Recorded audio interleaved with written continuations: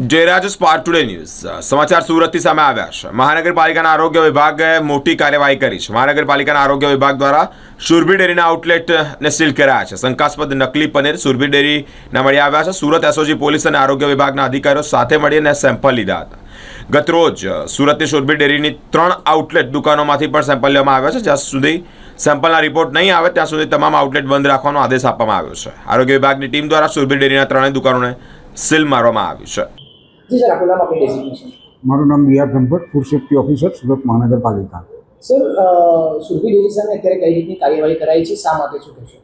સૌપ્રથમ સુરભી ડેરીના ખટોદરા ખાતેના આઉટલેટમાંથી સુરત મહાનગરપાલિકાની ફૂડ વિભાગની ટીમ અને એસઓજીની ટીમ દ્વારા એક સંયુક્ત ઓપરેશન હાથ ધરવામાં આવેલ, જ્યાં 750 કિલો જેટલો શંકાસ્પદ પનીરનો જથ્થો પકડવામાં આવેલ, જેથી જે જથ્થામાંથી નમૂના લઈ અને પૃથ્થકરણ અર્થે લેબોરેટરીમાં મોકલી આપવામાં આવેલ। બાકીનો જથ્થો સીઝ કરવામાં આવેલ અને તે સંસ્થામાં વેચાણ બંધ કરાવવામાં આવેલ।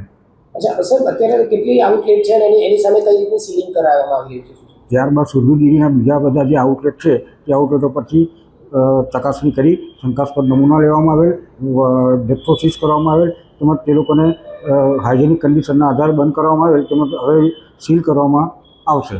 સર, તમામ જે દુકાનો છે તે શા માટે સીલ કરાઈ છે એનું પાછળનું કારણ શું છે?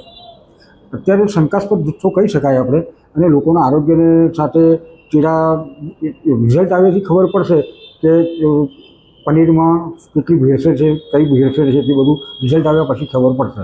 તો અત્યારે કેટલી દુકાનોને સીલ કરાઈ છે? અત્યારે ટોટલ 3 દુકાનોને સીલ કરવામાં આવેલ છે।